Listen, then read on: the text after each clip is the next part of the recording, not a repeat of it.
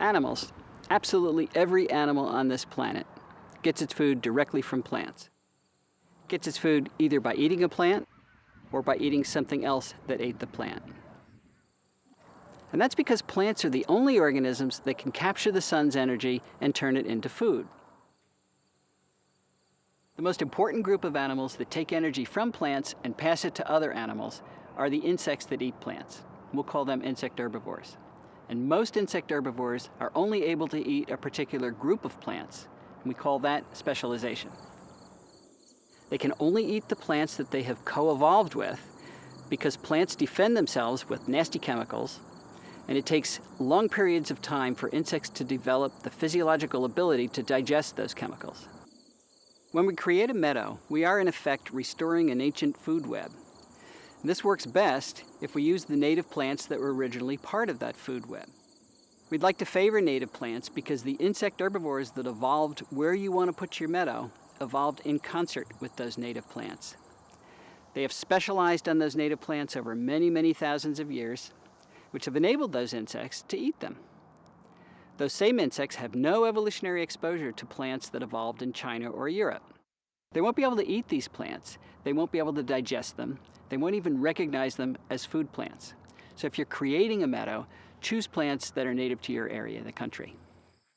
A good example of an insect that specializes on one group of plants because of that plant's chemistry is our friend the monarch butterfly. It eats milkweeds and nothing else because it's able to break down the nasty chemicals that are in milkweeds, but it's unable to digest any other type of plant.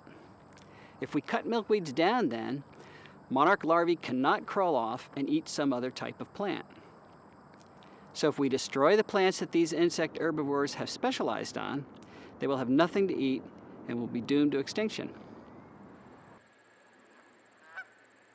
So stop and think about it. So many animals depend on insects for their food. All amphibians, for example, eat insects.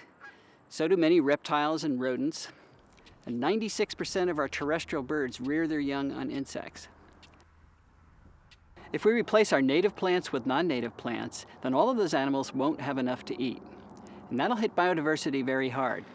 And of course, that's exactly what we've done by creating lawns and landscaping with non-native plants that evolved outside of our local ecosystems. So remember what a meadow is all about. It's not just a beautiful place, but it's a place where things can live.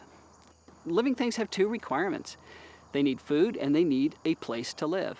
Your meadow provides both. It provides food because of the plants that you put in your meadow. And if you put many different types of plants in your meadow, you'll have a diversity of food for a diversity of insects, and you'll have a diversity of natural enemies that will eat those insects. And the meadow provides habitat, hiding places, those little niches where the birds and the other meadow creatures can nest and rear their young. Planting a native wildflower meadow is so much more beautiful and dynamic, both structurally and in terms of species, than planting a monoculture such as a lawn. Somebody once said that gardening is a way of showing that you believe in tomorrow. And I think that's never been more true than today, because the way we garden, the way we create places like meadows, is going to determine what life looks like tomorrow.